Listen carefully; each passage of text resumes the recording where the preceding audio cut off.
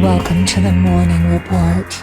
On May 2nd, 2026, a cruise in the Atlantic Ocean sustained an outbreak of the deadly Hantavirus.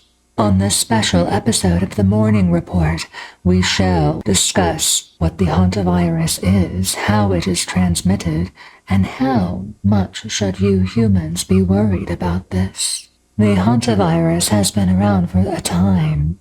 You see, it is usually spread by rodent exposure through their urine, droppings, and saliva. A variant strain called the D.I.E virus is the only type of hantavirus that can spread from human to human. Specifically, it spreads through close contact exposure with respiratory secretions and other body fluids, such as kissing.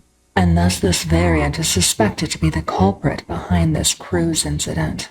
This D.I.E virus can cause a condition known as HPS, or Hantavirus Pulmonary Syndrome, which is quite deadly, leading to approximately 38% of people who develop respiratory symptoms from dying. If exposed, symptoms may take over a month to even develop, thus leading to a higher capability of being contagious.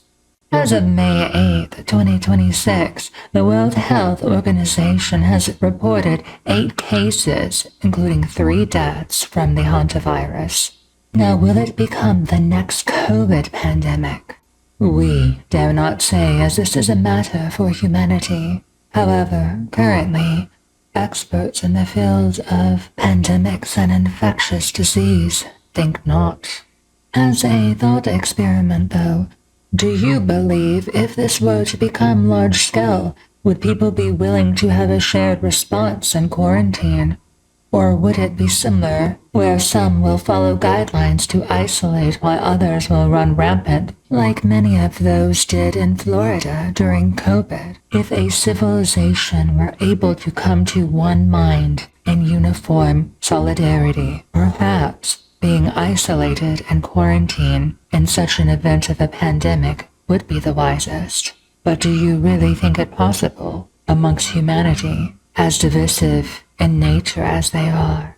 Why, during the COVID pandemic, there were guidelines for vaccination, quarantine, and yet many rich would hypocritically say one thing and do another, as well as the general populace who, for personal reasons, religious or otherwise, refused vaccination and quarantine. And hospitals were flooded with the elderly, who often died at the hands of their family members, often those teenagers and young adults who did not realize the actions of their consequences, spreading the virus to their elderly at holidays. With blood on their hands, would you not say? But alas, how easy your kind can sequester such memories and feign ignorance.